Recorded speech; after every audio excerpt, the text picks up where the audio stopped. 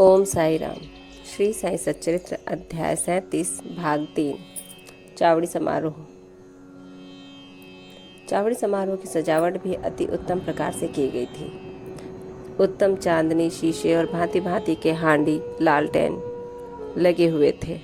चावड़ी पहुंचने पर तात्या पाटिल आगे बढ़े और आसन बिछाकर तकिए के सहारे उन्होंने बाबा को बैठाया।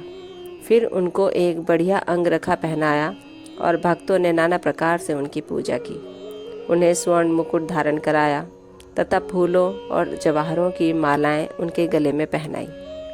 फिर ललाट पर कस्तूरी का वैष्णव तिलक तथा मध्य में बिंदी लगाकर दीर्घ काल तक उनकी ओर अपलक निहारते रहे।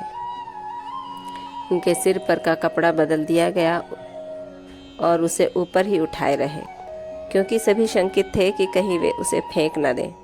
परंतु बाबा तो अंतर्यामी थे और उन्होंने भक्तों को उनकी इच्छा अनुसार ही पूजन करने दिया। इन आभूषणों से सुसज्जित होने के उपरांत तो उनकी शोभा अवर्णनीय थी। नाना साहब निमोड़कर ने एक सुंदर वृत्ताकार छत्र लगाया, जिसके केंद्र में एक छड़ी लगी हुई थी। बापू साहब जोग ने चांदी की एक सुंदर थाली में पाद प्रक्षालन किया और अर्घ्य देने के पश्चात उत्तम विधि से उनका पूजन अर्चन किया और उनके हाथों में चंदन लगाकर पान का बीड़ा दिया। उन्हें आसन पर बिठाया गया। फिर तात्या पाटिल तथा अन्य सब भक्तगण उनके श्री चरणों पर अपने शीश झुकाकर प्रणाम करने लगे। तब भक्तगण दोनों ओर से चंवर और पंखे झलने लगे। श्यामा ने चिलम तैयार कर तात्या पाटिल को दी। उन्होंने एक फूंक लगाकर चिलम प्रज्वलित की और उसे बाबा को पीने को दी।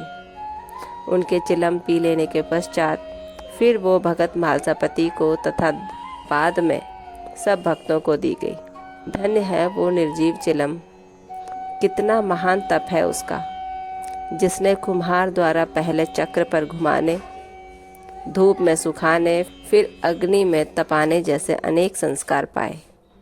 तब कहीं उसे बाबा के कर स्पर्श तथा चुंबन का सौभाग्य प्राप्त हुआ। जब यह सब कार्य समाप्त हो गया, तब भक्तगण ने बाबा को फूल मालाओं से लाद दिया और सुगंधित फूलों के गुलदस्ते उन्हें भेंट किए। बाबा तो वैराग्य के पूर्ण अवतार थे।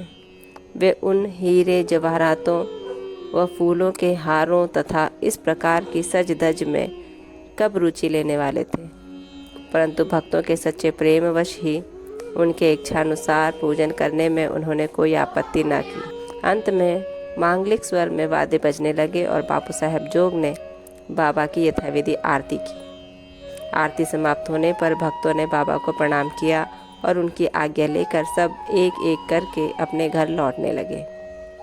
तब तात्या पाटिल ने उन्हें चिलम पिलाकर गुलाब जल, इत्र इत्यादि लगाया और विदा लेते समय गुलाब का एक पुष्प दिया।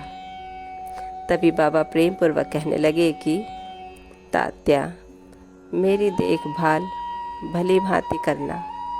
तुम्हें घर जाना है तो जाओ, परंतु रात्रि में कभी कभी आकर मुझे देख भी जाना।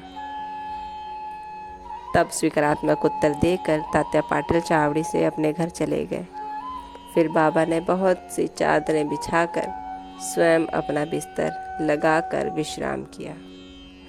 अब हम भी विश्राम कर इस अध्याय को समाप्त करते हैं। पाठकों से प्रार्थना है कि वे प्रतिदिन शयन के पूर्व श्री साईं बाबा और चावड़ी के समारोह का ध्यान अवश्य कर लिया करें। ओम साई राम। श्री सद्गुरु साईनाथार्पणमस्तु। शुभम भवतु।